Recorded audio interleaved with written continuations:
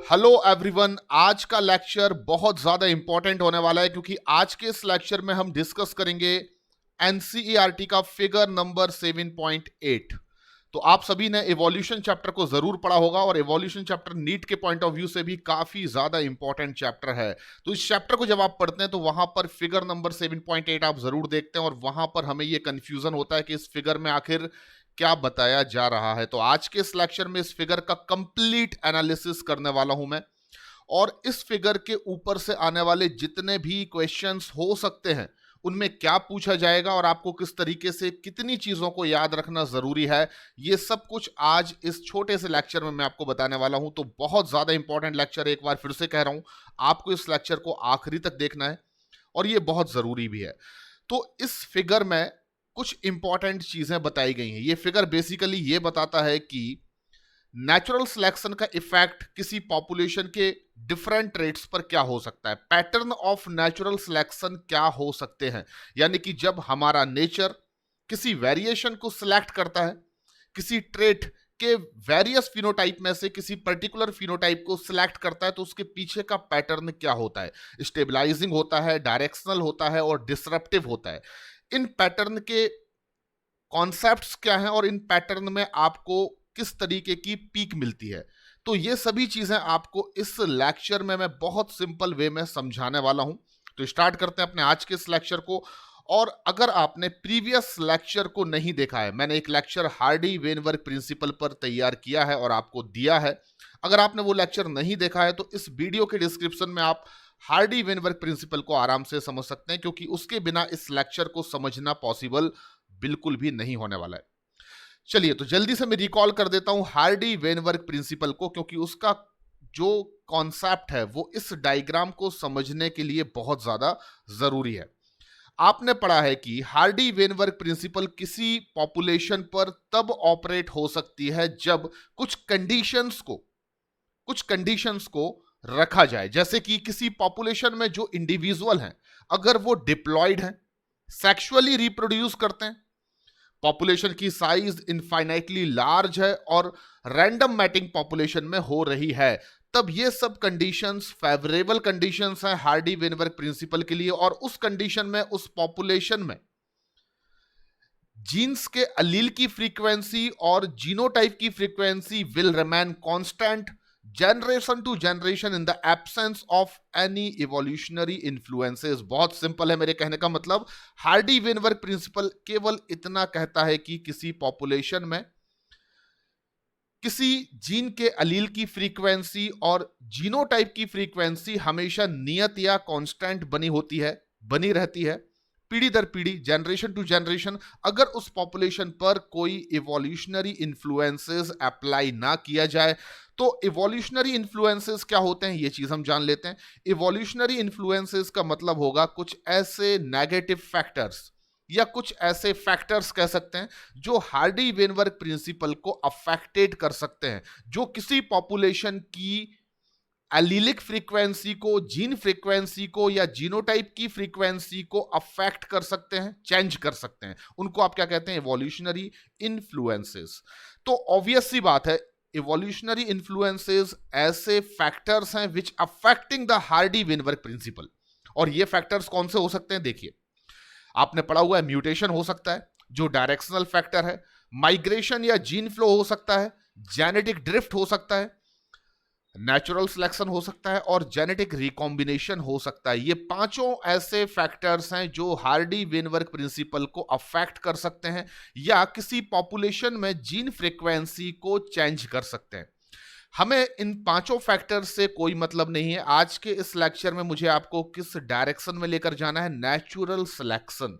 अब हम सीखेंगे कि नेचुरल सिलेक्शन आखिर किस तरह से किसी पॉपुलेशन में जीन फ्रीक्वेंसी को या जीनोटाइप फ्रीक्वेंसी को चेंज कर सकता है। यानी मेरे कहने का मतलब बहुत सिंपल है, natural selection Hardy Weinberg principle को किस तरीके से अफेक्ट करता है, प्रभावित करता है, ये अब हमें आगे जानना होगा। तो बड़ी सिंपल सी चीज मैं आपको बताना चाहता हूं। नेचुरल सिलेक्शन एक्चुअली में है क्या, ये चीज आप सबसे पहले समझ लीजिए।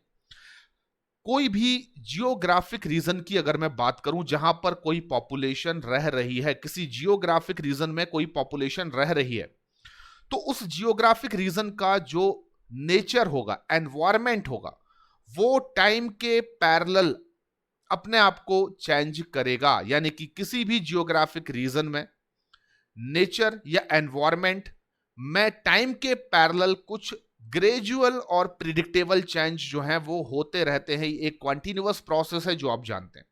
तो जब किसी जियोग्राफिक रीजन के नेचर में या एनवायरमेंट में टाइम के पैरेलल ग्रेजुअल और प्रिडिक्टेबल चेंजेस होंगे, तो यह जरूरी हो जाएगा कि उस जियोग्राफिक रीजन में रहने वाली जो पॉपुलेशन है या पॉपुलेशन के जो इंडिविजुअल हैं वो भी अपने अंदर वेरिएशंस या चेंज को कॉज करें, ताकि वो उस एटमॉस्फेयर या नेचर के अकॉर्डिंग अपने अंदर चेंज या वेरिएशन ला सके और अपने आप को अडेप्ट कर सके उस नेचर के लिए। तो बड़ी सिंपल सी चीज है कि अगर किसी भी जियोग्राफिक रीजन में नेचर में कोई चेंज आ रहा है तो यह जरूरी हो जाएगा कि उस जियोग्राफिक रीजन में रहने वाली जो पॉपुलेशन के इंडिविजुअल्स हैं वो भी अपने अंदर वेरिएशन या चेंज इन्वायरमेंट या नेचर के अगेंस्ट या अकॉर्डिंग अपने अंदर डेवलप करें। अब भाई जो वेरिएशंस ऑर्गेनिज्म में अपेयर होंगे वो कैसे वेरिएशंस होना चाहिए? ऑब्वियस सी बात है, वो वेरिएशंस जेनेटिकली फिक्स होना बहुत जरूरी है। वो वेरिएशन जीन्स या एलील्स में होना जरूरी है ताकि उन वेरिएशंस का इनहेरिटेंस भी जनरेशन टू जनरेशन हो सके। तभी तो उस एनवायरमेंट में या उस नेचर में वो ऑर्गेनिज्म भी सरवाइव कर पाएगा जिसने वो चेंजेस अपने अंदर अपेयर किए हैं, और उसकी प्रोजेनीज में भी वो चेंज जेनेटिकली इनहेरिटेड होंगे और वो प्रोजेनीज भी सरवाइव कर पाएंगी। तो ऑब्वियस सी बात है, नेचर ऐसे वेरिएशंस को सिलेक्ट करता है। नेचर में चेंज आया, ऑर्गेनिज्म ने अपने अंदर चेंज को डेवलप किया, जेनेटिकली उनको फिक्स किया, पर नेचर ऐसे वेरिएशंस को सिलेक्ट करता है जो हेरिटेबल हो। हेरिटेबल हो मतलब एबल टू इनहेरिटेड, जो वेरिएशन ऑर्गेनिज्म में अपेयर हो साथ ही वो ऑर्गेनिज्म से उनकी प्रोजेनीज में इनहेरिटेड हो सकें, और वो variation survival for more better, organism की सर्वाइविलिटी के लिए बेटर हो। तो अगर नेचर सिलेक्ट करता है वेरिएशंस को, तो वेरिएशंस को सिलेक्ट करने का जो सबसे इंपॉर्टेंट क्राइटेरिया होता है नंबर 1 कि वो वेरिएशंस हेरिटेबल हो, एबल टू इनहेरिटेड, और साथ में वो सर्वाइवल के लिए, ऑर्गेनिज्म की सर्वाइवल के लिए बेटर हो। ऐसी कंडीशन में ही ऑर्गेनिज्म जो होंगे वो रिप्रोड्यूस कर पाएंगे, और वो रिप्रोड्यूस जब कर पाएंगे तो मोर नंबर ऑफ प्रोजेनीज जो हैं वो प्रोड्यूस होंगी। क्या होंगी? मोर नंबर ऑफ प्रोजेनीज उस ऑर्गेनिज्म की प्रोड्यूस होंगी, और वो पर्टिकुलर पॉपुलेशन एनवायरमेंट में या नेचर में अपने आप को स्टेबल रख पाएगी, सरवाइव कर पाएगी। चलिए, इतनी चीजें आपको समझ में आ चुकी हैं। तो यहां पर हम फिर से एक इंपॉर्टेंट पॉइंट को पकड़ते हैं। नेचर में चेंज आया तो ऑर्गेनिज्म ने अपने अंदर जेनेटिकली चेंज को फिक्स किया और उसको इनहेरिटेड भी किया जनरेशन टू जनरेशन, ताकि वो बेटर वे में सर्वाइव कर सके, रिप्रोड्यूस कर सके और मोर नंबर ऑफ प्रोजेनीज को प्रोड्यूस कर सके। तो अगर नेचुरल सिलेक्शन होगा तो ऑब्वियस सी बात है कि ऑर्गेनिज्म में एलिलिक वेरिएशन आएंगे, एलील्स में चेंजेस आएंगे। तो मैं कह सकता हूं कि natural selection leads to change in allelic frequency, यानी कि नेचुरल सिलेक्शन एक ऐसी फिनोमेना है जो किसी पॉपुलेशन में एलिलिक फ्रीक्वेंसी को, जीन की फ्रीक्वेंसी को चेंज कर सकती है। दैट इज द रीजन कि आप इसे one of the evolutionary influence considered कर सकते हैं। चलिए, अब क्वेश्चन ये पैदा होता है कि जब किसी पॉपुलेशन में कोई वेरिएशंस आते हैं, जब किसी पॉपुलेशन में कोई वेरिएशन आते हैं और नेचर उन वेरिएशंस को सिलेक्ट करता है, तो नेचर का सिलेक्शन करने का जो पैटर्न है वो कैसा होता है। चलिए, इस पर हम बात करते हैं। Effect of natural selection on different trait, यानी कि जब नेचर किसी ट्रेट को सिलेक्ट करेगा तो नेचर उस ट्रेट को किस पैटर्न के थ्रू सिलेक्ट करता है, यानी कि नेचुरल सिलेक्शन के पैटर्न क्या क्या हो सकते हैं। तो 3 डिफरेंट पैटर्न हो सकते हैं। Number 1 stabilising selection, directional selection और डिसरप्टिव सिलेक्शन, यानी कि नेचुरल सिलेक्शन 3 में से किसी एक वे में हो सकता है किसी पर्टिकुलर ट्रेट के लिए। अब हमें यह समझना होगा कि जब नेचर स्टेबलाइजिंग सिलेक्शन करता है तो कॉन्सेप्ट क्या होता है, डायरेक्शनल करता है तो उसका कॉन्सेप्ट क्या होता है, और डिसरप्टिव करता है तो उसके पीछे कॉन्सेप्ट क्या होता है। देखिए बहुत सिंपल है। मान लीजिए मैं एक ग्राफ यहां पर आपको बता रहा हूं, यानी कि जो एनसीईआरटी में फिगर नंबर 17.3 है और उसमें जो ग्राफिकल प्रेजेंटेशन दिया गया है, उसी ग्राफिकल प्रेजेंटेशन को मैं थोड़ा सा सिंप्लीफाइड और मॉडिफाइड करके आपको अपनी भाषा में समझाने की कोशिश करता हूं। देखिए मैं यहां पर एक ग्राफ बना रहा हूं। इस ग्राफ में मान लीजिए ये एक्स एक्सिस है और ये वाई एक्सिस है। क्लियर हो गया। इस ग्राफ में एक्स एक्सिस पर मैं क्या दिखाने वाला हूं, number of individual with a particular phenotype. किसी पर्टिकुलर फिनोटाइप को लेकर मैं नंबर ऑफ इंडिविजुअल को रिप्रेजेंट करूंगा, जबकि वाई एक्सिस पर मैं किसी ट्रेट को ले रहा हूं जिसके वेरियस फिनोटाइप को मैं यहां पर दिखाऊंगा। फॉर एग्जाम्पल मैं ह्यूमन हाइट को ले लेता हूं। तो वाई एक्सिस पर आप ये बताएंगे कि ह्यूमन हाइट के जो वेरियस फिनोटाइप हो सकते हैं, human height is the trait, और उसके जो कॉन्ट्रास्टिंग ट्रेट हो सकते हैं जैसे कि बौना होना यानी कि ड्वार्फ, मीडियम साइज्ड होना, और जो लंबा होना यानी कि टॉल, इन वेरियस फिनोटाइप को मैं वाई एक्सिस पर रखूंगा। और एक्स एक्सिस पर क्या बताऊंगा कि इन वेरियस फिनोटाइप के नंबर ऑफ इंडिविजुअल पॉपुलेशन में कितने हैं। तो देखिए यहां पर आप कंसीडर कीजिए कि जो 3 से 4 फीट के लोग हैं पॉपुलेशन में, जो 3 से 4 फीट के इंडिविजुअल हैं उनको आप ड्वार्फ कंसीडर करेंगे। 5 से 6 फीट के जो इंडिविजुअल है हाइट में उनको आप मीडियम साइज्ड इंडिविजुअल कंसीडर करेंगे, और 7 to 8 फीट के जो इंडिविजुअल है उनको आप टॉल यानी कि लंबा कंसीडर करेंगे। तो वाई एक्सिस पर मैंने 3 डिफरेंट फिनोटाइप ले रखे हैं। ट्रेट क्या है, ह्यूमन हाइट, उसके 3 मैंने क्या ले रखे हैं, कॉन्ट्रास्टिंग ट्रेट या फिनोटाइप। अब देखिए 3 से 4 फीट के जो इंडिविजुअल हैं उनको आपने ड्वार्फ बोला है, और वो पॉपुलेशन में कितने हैं आप देख लीजिए। सबसे पहले 5 से 6 फीट के इंडिविजुअल जो पॉपुलेशन में है वो आपको येलो कलर से दिखाए जा रहे हैं। 3 से 4 फीट के इंडिविजुअल जिनको आप ड्वार्फ कह रहे हैं उनको मैं ग्रीन कलर से दिखा रहा हूं, और 7 से 8 फीट के जो इंडिविजुअल है यानी कि टॉल फिनोटाइप के इंडिविजुअल उनको मैं ब्लू कलर से दिखा रहा हूं। तो ये एक मैंने ग्राफ यहां पर तैयार कर दिया। ये ग्राफ क्या कर रहा है, एक पॉपुलेशन को रिप्रेजेंट कर रहा है। उस पॉपुलेशन में ह्यूमन हाइट ट्रेट के वेरियस फिनोटाइप जो हो सकते हैं उनके नंबर ऑफ इंडिविजुअल को इस ग्राफ को देखकर आप इजीली समझ सकते हैं।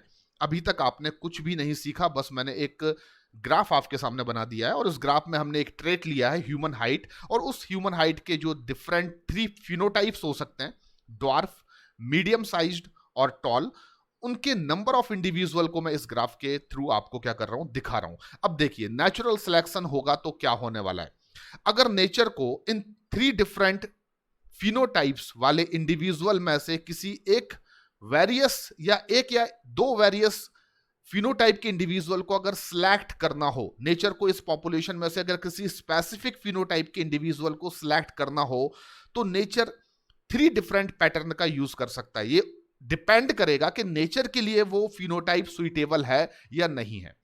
Number 1, stabilising selection. अगर इस पॉपुलेशन पर मैं स्टेबलाइजिंग सिलेक्शन को समझाने की कोशिश करूं तो आप देखेंगे कि मान लीजिए अगर नेचर मीन वैल्यू इंडिविजुअल को सिलेक्ट करता है। What is the meaning of mean value individual? तो देखिए जो मीडियम साइज्ड इंडिविजुअल हैं उनको आप मीन वैल्यू इंडिविजुअल कह सकते हैं, और जो टॉल इंडिविजुअल हैं या डॉर्फ इंडिविजुअल उनको आप एक्सट्रीम वैल्यू इंडिविजुअल कह सकते हैं। क्योंकि देखिए यहां पर कोई ज्यादा घबराने की जरूरत नहीं है, बहुत सिंपल है। आप मीडियम साइज्ड इंडिविजुअल को मीन वैल्यू मान लीजिए, और उसके आगे और पीछे यानी कि उनसे छोटे जो बौने लोग हैं उनको आप एक्सट्रीम वैल्यू कंसीडर कीजिए, और जो उनसे बहुत लंबे हैं उनको भी आप क्या कंसीडर कर सकते हैं, एक्सट्रीम वैल्यू। तो मीन वैल्यू मतलब मीडियम साइज्ड इंडिविजुअल, ड्वार्फ को और टॉल को आप कलेक्टिवली क्या कह सकते हैं, एक्सट्रीम वैल्यू इंडिविजुअल या पेरीफेरल वैल्यू इंडिविजुअल। क्योंकि मीन वैल्यू इंडिविजुअल की ये पेरीफेरल वैल्यू है, या तो बहुत कम या बहुत ज्यादा। तो जब नेचर स्टेबलाइजिंग सिलेक्शन करेगा तो इस पॉपुलेशन में वो केवल और केवल उन इंडिविजुअल्स को ही परमिशन देगा सरवाइव करने की, जिंदा रहने की, जो मीन वैल्यू इंडिविजुअल होंगे, जिनकी साइज होगी मीडियम, यानी कि जिनकी हाइट होगी 5 to 6 फीट, 5 से 6 फीट के बीच के जो इंडिविजुअल हैं वही पॉपुलेशन में सरवाइव कर पाएंगे। बाकी जो ड्वार्फ इंडिविजुअल हैं, ये ड्वार्फ, और जो टॉल इंडिविजुअल हैं वो एलिमिनेट कर दिए जाएंगे। उस कंडीशन में आप अगर ग्राफिकली देखेंगे तो आपको कुछ इस तरीके का ग्राफ दिखाई देगा। यानी कि मैंने केवल येलो कलर वाले इंडिविजुअल को यहां पर क्या कर दिया बच्चों, सिलेक्ट कर दिया। ये देखिए पॉइंटर की हेल्प से बताता हूं। ये मैं केवल यहां पर मीडियम साइज्ड इंडिविजुअल को सिलेक्ट कर लेता हूं, क्योंकि नेचर ने केवल किनको सिलेक्ट किया है, मीन वैल्यू इंडिविजुअल को, मीडियम साइज इंडिविजुअल को। यहां पर जो पॉपुलेशन थी ड्वार्फ इंडिविजुअल की और यहां पर जो पॉपुलेशन थी टॉल इंडिविजुअल की, वो एलिमिनेट कर दी गई है। इस कंडीशन को आप कहेंगे स्टेबलाइजिंग सिलेक्शन। तो कॉन्सेप्ट बहुत सिंपल है, अगर नेचर सिलेक्ट करता है केवल मीन वैल्यू इंडिविजुअल को, पेरिफेरल या एक्सट्रीम वैल्यू इंडिविजुअल को नेचर एलिमिनेट कर देता है, परमिशन नहीं देता है सरवाइव करने की, तो ऐसे नेचुरल सिलेक्शन को आप क्या कहेंगे, stabilising selection. In the case of stabilising selection आपको जो ग्राफ ऑब्टेन होगा उसमें आपको एक चीज याद रखना है कि आपको पीक जो मिलेगी वो हायर और नैरोअर होगी। तो यही एक सबसे इंपॉर्टेंट क्वेश्चन ओरिएंटेड पॉइंट है जो एग्जाम में पूछा जा सकता है। आपसे पूछा जा सकता है कि जब स्टेबलाइजिंग सिलेक्शन होता है तो आपको पीक कैसी मिलती है, तो आप कहेंगे peak get higher and narrower. आपको एक ऊंची पीक मिलेगी जो सक्रिय होगी, नैरोअर होगी, क्योंकि पेरिफेरल वैल्यू इंडिविजुअल जो है, एक्सट्रीम वैल्यू इंडिविजुअल है, ड्वार्फ या टॉल इंडिविजुअल है, वो एलिमिनेट हो जाएंगे। तो पीक जो मिलेगी आपको वो क्या होगी, हायर एंड नैरोअर। तो कॉन्सेप्ट क्लियर है। स्टेबलाइजिंग सिलेक्शन में नेचर किसको सिलेक्ट करेगा, मीन वैल्यू इंडिविजुअल को, and peak get higher and narrower. चलिए अब हम बात करते हैं कि मान लीजिए दूसरा पैटर्न जो हम है नेचुरल सिलेक्शन का, जो दूसरा पैटर्न है डायरेक्शनल सिलेक्शन, इसमें नेचर किस तरीके से किसी स्पेसिफिक फिनोटाइप के इंडिविजुअल को सिलेक्ट करेगा। तो अगर मान लीजिए कि हमारा नेचर ड्वार्फ इंडिविजुअल को सिलेक्ट कर लेता है, ना कि मीडियम साइज्ड और टॉल इंडिविजुअल को। अगर नेचर केवल किनको सिलेक्ट करता है, ड्वार्फ इंडिविजुअल को, जिनकी हाइट 3-4 फीट है, बौने लोगों को ही सिलेक्ट करता है, लंबे या मीडियम साइज्ड इंडिविजुअल को वो एलिमिनेट कर देता है। या दूसरी कंडीशन, अगर हमारा नेचर केवल और केवल टॉल इंडिविजुअल को, जो लंबे लोग हैं, उनको सिलेक्ट करता है सरवाइव कराने के लिए, जो मीडियम साइज्ड और ड्वार्फ इंडिविजुअल है उनको एलिमिनेट कर देता है। यानी कि मैं क्या कह सकता हूं, any one of the extreme value individual को अगर नेचर सिलेक्ट करता है, any one of the extreme value individual. अब एक्सट्रीम वैल्यू इंडिविजुअल क्या हो सकते हैं, ड्वार्फ भी हो सकते हैं और टॉल भी हो सकते हैं, पर उनमें से कोई एक, या तो नेचर ड्वार्फ इंडिविजुअल को सिलेक्ट करे या फिर नेचर केवल टॉल इंडिविजुअल को सिलेक्ट करे। इन सच केस आप इस प्रकार के नेचुरल सिलेक्शन को क्या कहेंगे, डायरेक्शनल सिलेक्शन। और डायरेक्शनल सिलेक्शन में आपको जब ग्राफ बनाएंगे तो कुछ इस तरीके का ग्राफ बनेगा। अगर नेचर केवल ड्वार्फ इंडिविजुअल को सिलेक्ट करता है, किनको, केवल ड्वार्फ, तो आप देख सकते हैं यहां पर, अगर नेचर केवल ड्वार्फ इंडिविजुअल को सिलेक्ट करता है तो केवल और केवल आपको ग्राफ में ये पीक दिखाई देगी, क्योंकि यहां पर जो मीडियम साइज्ड इंडिविजुअल हैं वो एलिमिनेट कर दिए जाएंगे और जो टॉल इंडिविजुअल हैं उनको भी एलिमिनेट कर दिया जाएगा। हो सकता है कि नेचर केवल टॉल इंडिविजुअल को सिलेक्ट करे, तब ऐसा ग्राफ भी आप बना सकते हैं, यानी कि एक ग्राफ ऐसा भी बन सकता है और एक यहां पर मैं आपको बना के बता देता हूं, ऐसा भी बन सकता है। यानी कि इसका मतलब बड़ा सिंपल होगा कि अगर वो टॉल को सिलेक्ट करे या फिर वो ड्वार्फ को सिलेक्ट करे, होना क्या है, पीक जो है वो किसी एक डायरेक्शन में शिफ्ट हो जाएगी, या तो राइट साइड या फिर लेफ्ट साइड। तो कॉन्सेप्ट बहुत सिंपल है। डायरेक्शनल सिलेक्शन में हमेशा याद रखिए, nature selects only one of the extreme value individual, either dwarf और टॉल। अगर वो ड्वार्फ को सिलेक्ट कर रहा है तो पीक जो है वो राइट साइड में शिफ्ट हो जाएगी, और अगर वो टॉल को सिलेक्ट करता है तो जो पीक है वो लेफ्ट साइड में शिफ्ट हो जाएगी। यानी कि अल्टीमेटली जो पीक होगी वो किसी एक डायरेक्शन में, राइट या लेफ्ट, शिफ्ट हो जाएगी। ये कॉन्सेप्ट किसका है, डायरेक्शनल सिलेक्शन का, और क्वेश्चन यहां से आ सकता है। अब तीसरी कंडीशन देखिए, नेचुरल सिलेक्शन का जो तीसरा पैटर्न है वो है डिसरप्टिव सिलेक्शन। डिसरप्टिव सिलेक्शन का कॉन्सेप्ट क्या है, बहुत सिंपल है। नेचर जो है वो मीडियम साइज्ड इंडिविजुअल को एलिमिनेट कर देगा, और जो पेरिफेरल वैल्यू वाले इंडिविजुअल हैं, यानी कि जो एक्सट्रीम वैल्यू इंडिविजुअल हैं, dwarf as well as tall, उनको वो क्या कर लेगा, सिलेक्ट करेगा फॉर द सर्वाइवल। तो अल्टीमेटली ऐसी कंडीशन में आप देखेंगे nature selects both extreme value individual, दोनों ही एक्सट्रीम वैल्यू इंडिविजुअल को सिलेक्ट कर लेगा, यानी कि वो ड्वार्फ को भी सिलेक्ट करेगा, वो टॉल इंडिविजुअल को भी सिलेक्ट करेगा, पर जो मीडियम साइज्ड इंडिविजुअल हैं उनको एलिमिनेट कर देगा। ऐसी कंडीशन में आपको दो पीक मिलेंगी, एक आपको लेफ्ट साइड और एक आपको राइट साइड, यानी कि डॉर्फ इंडिविजुअल की और टॉल इंडिविजुअल की। पर बीच में आप देख सकते हैं यहां पर जो मीडियम साइज इंडिविजुअल थे वो एलिमिनेट हो जाएंगे। यहां पर जो मीडियम साइज इंडिविजुअल हैं वो एलिमिनेट हो जाएंगे। तो यहां पर डिसरप्टिव सिलेक्शन की खासियत क्या होगी? Nature selects both extreme value individual, ना कि नेचर मीडियम साइज इंडिविजुअल को सिलेक्ट करेगा, बल्कि मीडियम साइज इंडिविजुअल के दोनों तरफ जो एक्सट्रीम वैल्यू इंडिविजुअल हैं उनको सिलेक्ट करेगा। ऐसे नेचुरल सिलेक्शन को आप डिसरप्टिव सिलेक्शन कहेंगे और इसमें आपको 2 पीक हमेशा ऑब्टेन होने वाली हैं। तो डिसरप्टिव सिलेक्शन में पीक कितनी मिलती है आपको? नंबर में 2 मिलती हैं, 2 पीक फॉर्म्स। तो तीनों सिलेक्शन जो है, बैलेंसिंग यानी कि स्टेबलाइजिंग, दूसरा डायरेक्शनल, तीसरा डिसरप्टिव, तीनों सिलेक्शन में कुछ इंपॉर्टेंट पॉइंट आपको याद रखना है, क्योंकि आपको एक ग्राफ दिया जा सकता है as a diagram question paper में, या आपको कोई ग्राफ नहीं दिया जाएगा, आपको इस ग्राफ के ऊपर से कुछ क्वेश्चन बना के दिए जा सकते हैं थ्योरेटिकल। जैसे आपसे पूछा जा सकता है कि peak get higher and narrower in which of the following type of natural selection, तो आंसर होगा स्टेबलाइजिंग। क्वेश्चन हो सकता है peak shifts in one direction in which of the following natural selection, तो आपका आंसर होगा डायरेक्शनल। और अगर आपसे बोला जाता है कि 2 peak forms in which of the following type of natural selection, तो आपका आंसर होगा डिसरप्टिव। क्वेश्चन ऐसे भी हो सकते हैं कि अगर नेचर मीन वैल्यू इंडिविजुअल को सिलेक्ट करता है तो पीक आपको कैसी मिलेगी, तो आप कहेंगे गेट हायर एंड नैरोअर। आपसे पूछा जा सकता है कि अगर नेचर 2 में से किसी एक एक्सट्रीम वैल्यू इंडिविजुअल को सिलेक्ट कर लेता है तो उस प्रकार के नेचुरल सिलेक्शन को आप क्या कहेंगे? आपका आंसर होगा डायरेक्शनल सिलेक्शन। तो बहुत सारे क्वेश्चन जो हैं वो इस डायग्राम से बन सकते हैं। आपको बहुत सिंपल से वे में मैंने बता दिया, आपको इन चीजों को याद रखना है। अब मैं बताने वाला हूं कि जो नेचुरल सिलेक्शन के 3 डिफरेंट पैटर्न हैं उनके कुछ रियल एग्जांपल भी हैं। यानी कि पहला जो मैंने आपको बताया स्टेबलाइजिंग सिलेक्शन, पहला हमने क्या पढ़ा? Stabilising selection, balancing. तो इसका एग्जांपल एक तो ह्यूमन हाइट है, याद रखिए। नेचुरली हम बात करें तो नेचर मीडियम साइज्ड इंडिविजुअल को सिलेक्ट करता है, क्योंकि जो ज्यादा लंबे हैं या फिर जो ज्यादा बौने हैं वो कहीं ना कहीं सर्वाइविलिटी के लिए और रिप्रोडक्शन के पॉइंट ऑफ व्यू से ज्यादा बेटर नहीं माने जाएंगे। इसलिए नेचुरल सिलेक्शन का जो स्टेबलाइजिंग पैटर्न है उसका रियल एग्जांपल है human height. As well as दूसरा एग्जांपल भी बहुत इंपॉर्टेंट है जिसको आप कहते हैं SCA। SCA का मतलब आप सभी जानते हैं, sickle cell anaemia. Sickle cell anaemia.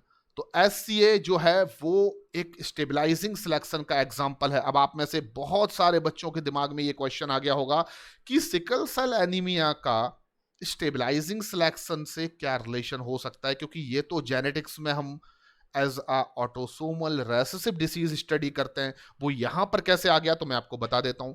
हम फिर से एक ग्राफ बनाते हैं और इस ग्राफ में मैं यहां पर एक्स एक्सिस पर क्या दिखाने वाला हूं आपको? Number of individual with phenotype, और वाई एक्सिस पर हम किसी ट्रेट के जीनोटाइप या फिनोटाइप को ले लेते हैं।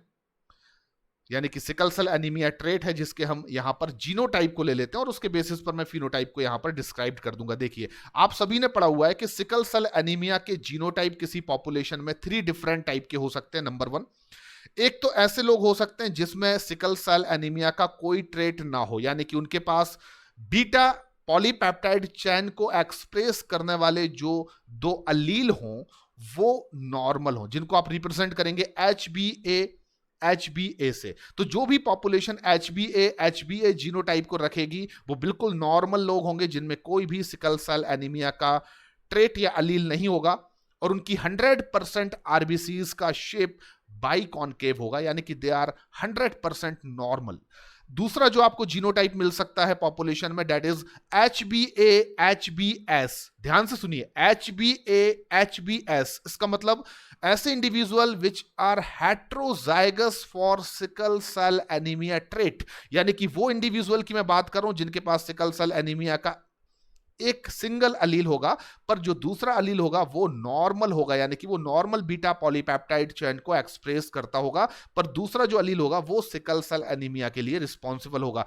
पर क्योंकि हम जानते हैं कि sickle cell anaemia is autosomal recessive disease, और ऑटोसोमल रिसेसिव कंडीशन में आप जानते हैं कि कोई भी बीमारी हेटेरोजाइगोसली इंडिविजुअल को अफेक्टेड नहीं करेगी, यानी कि जो HbA HbS जीनोटाइप वाले इंडिविजुअल होंगे उनको सिकल सेल एनीमिया नहीं होगा, लेकिन उनकी बॉडी में 1 to 2% या 2 to 3% आरबीसीज ऐसी होंगी जो सिकल शेप्ड होंगी, ऐसा होगा, लेकिन उनको सिकल सेल एनीमिया नहीं होगा। लेकिन ऐसे इंडिविजुअल जो हेटेरोजाइगस होंगे, जिनका जीनोटाइप क्या होगा, HbA HbS, they are heterozygous for sickle cell anaemia, ऐसे इंडिविजुअल को सिकल सेल एनीमिया तो नहीं होगा, पर इनको एक बहुत बड़ी चीज मिल जाएगी, उनके पास रेजिस्टेंस होगा अगेंस्ट मलेरिया फैल्सीफेरम। तो जो भी हेटेरोजाइगोट होंगे सिकल सेल एनीमिया में, वो मलेरिया फैल्सीफेरम के अगेंस्ट रेजिस्टेंस रखते होंगे, यानी उनको मलेरिया फैल्सीफेरम जैसी एक डेंजरस फैटल डिसीज नहीं हो सकती, और साथ में उनको सिकल सेल एनीमिया भी नहीं होगा। यानी कि अगर मैं नॉर्मल इंडिविजुअल के कंपैरिजन में इनको स्टडी करूं तो दे आर मोर बेटर, क्योंकि जो नॉर्मल इंडिविजुअल है उनको सिकल सेल एनीमिया नहीं हो रहा है, पर जो हेटेरोजाइगोट है उनको भी सिकल सेल एनीमिया नहीं हो रहा है। पर नॉर्मल इंडिविजुअल को मलेरिया फैल्सीफेरम हो सकता है, पर जो हेटेरोजाइगोट हैं उनको मलेरिया फैल्सीफेरम नहीं हो सकता है। तो ये चीज आपको समझ में आई। देखिए तीसरा जीनोटाइप क्या हो सकता है, HbS this is homozygous condition for sickle cell anaemia, यानी कि इंडिविजुअल के पास दोनों अलील जो हैं वो सिकल सेल एनीमिया का ट्रेट रखेंगे, और हम जानते हैं कि ऑटोसोमल रिसेसिव डिसीज एक्सप्रेस होती है होमोजाइगोसली, यानी कि HbS इंडिविजुअल को बीमारी हो जाएगी सिकल सेल एनीमिया। और याद रखिए कि जो होमोजाइगोट होते हैं सिकल सेल एनीमिया के लिए, जो होमोजाइगस कंडीशन होती है HbS, इस कंडीशन में मलेरिया फैल्सीफेरम के अगेंस्ट रेजिस्टेंस जो है वो कम होता है कंपैरेटिवली टू HbA HbS। मेरे कहने का मतलब बहुत सिंपल है बच्चों, कि कोई भी सिकल सेल एनीमिया से अफेक्टेड इंडिविजुअल, यानी कि होमोजाइगस ट्रेट रखने वाले इंडिविजुअल सिकल सेल एनीमिया से तो अफेक्टेड होगा ही, साथ ही मलेरिया फैल्सीफेरम के अगेंस्ट रेजिस्टेंस उसमें क्या होगा, कम, कंपैरिजन में किसके, जो इंडिविजुअल हेटेरोजाइगोट है, क्योंकि वो मलेरिया फैल्सीफेरम के अगेंस्ट ज्यादा रेजिस्टेंस रखेगा, साथ ही उसको डिसीज भी नहीं होगी। तो मैं अगर कहूं कि इन तीनों जीनोटाइप में बेटर जीनोटाइप कौन सा है, तो आप कहेंगे heterozygous condition for sickle cell anaemia. ये नॉर्मल इंडिविजुअल से बेटर है क्योंकि इनको मलेरिया फैल्सीफेरम नहीं हो सकता, और ये सिकल सेल एनीमिया से अफेक्टेड इंडिविजुअल से बेटर हैं क्योंकि ये मलेरिया के अगेंस्ट रेजिस्टेंस रखने के साथ साथ सिकल सेल एनीमिया से भी अफेक्टेड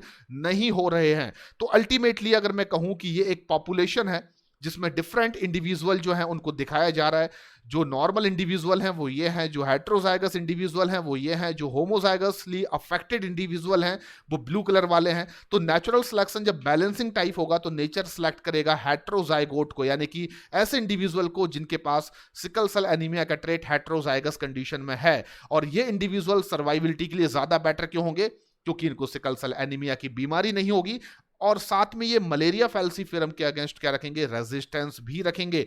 तो आप समझ चुके होंगे कि SCA is an example of stabilising selection. चलिए दूसरा जो नेचुरल सिलेक्शन आपने पढ़ा डायरेक्शनल, उसका एक बहुत ही पॉपुलर एग्जाम्पल है इंडस्ट्रियल मेलानिज्म इन मॉथ। तो आप जब इवोल्यूशन चैप्टर में नेचुरल सिलेक्शन की थ्योरी को पढ़ेंगे तो वहां पर आपको 1920 में इंग्लैंड में जो इंडस्ट्रियलाइजेशन हुआ उसका एक एग्जाम्पल देखने को मिलेगा, जिसमें बताया गया है इंडस्ट्रियल मेलानिज्म इन मॉथ। इसको आप वहां से पढ़ सकते हैं।